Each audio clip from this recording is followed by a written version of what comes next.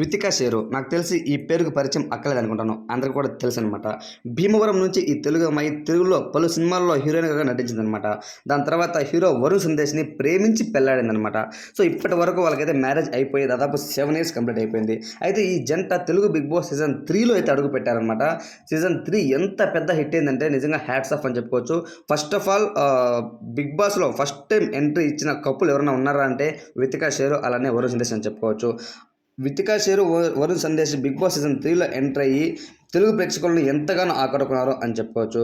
దాని తర్వాత వాళ్ళు మళ్ళీ బిగ్ బాస్ సీజన్ అయిపోయింది, 7 అయిపోయింది, సీజన్ 3 అయిపోయిన తర్వాత యూట్యూబ్లో అయితే బిజీగా అయితే ఉంటూ ఉంది. సో ఇప్పుడు రీసెంట్గా అయితే చాలా మందికి అయితే డౌట్ వస్తూ ఉంటుంది, ఇప్పటివరకు పిల్లలు లేరు అనేసి. ఎంతోమంది ఆడియన్స్ అయితే వితికా షేరుకి అయితే డైలీ మెసేజ్ చేస్తూ ఉంటారు, మీ పిల్లలు ఎప్పుడు ప్లానింగ్ ఎప్పుడు చేస్తున్నారు ఏంటి అనేసి.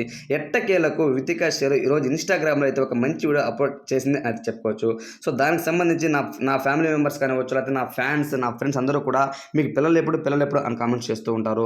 ఇదిగో మా హస్బెండ్ వరుణ్ సందేశ్ ఇంకా చిన్న పిల్లవాడు ఇంకా పడుకొని ఉన్నాడు అని అంటూ తన పెద్దయ్యాక మేము ఖచ్చితంగా ప్లాన్ చేసుకుంటాము అంటూ అయితే ఒక వీడియో అయితే అప్లోడ్ చేసింది. ఆ వీడియో అయితే చాలా వైరల్గా మారింది.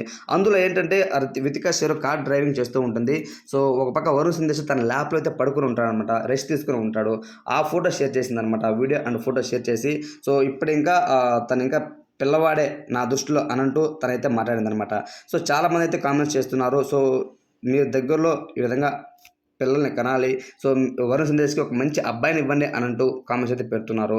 ఒక రకంగా చెప్పాలంటే వితికా షేరు అలానే వరుణ్ సందేశ్ ఎన్నోసార్లు మీ అందరూ చూస్తూ ఉంటారు, వీళ్ళకి బ్రేకప్ అయిందనేసి, లేకపోతే అంత మంచిగా వీళ్ళ కపుల్స్ లేరు అందుకే పిల్లలు కూడా కనడం లేదనేసి.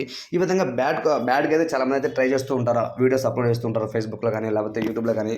ఎన్ని వీడియోస్ చేసినా కూడా మా జంట ఎవరు విడదీయలేరు అని అంటూ తను మళ్ళీ రిప్లై ఇస్తూ ఉంటుంది. కానీ ఎట్టకేలకు దగ్గరలో కూడా వీళ్ళు పిల్లలకి ఏమైనా ప్లాన్ చేస్తారా అంటే ఈ యొక్క వీడియో చూసిన తర్వాత ఒక రకంగా చెప్పాలంటే ఎస్ అని చెప్పాలి. ఓవరాల్గా ఈ వీడియోపై మీకు ఏమనిపించింది అనేది కామెంట్ రూపంలో తెలియచేయండి. ఇలాంటి మరిన్ని వీడియోస్ కోసం మన ఛానల్ సబ్స్క్రైబ్ చేయండి, సపోర్ట్ చేయండి. Thanks for watching friends.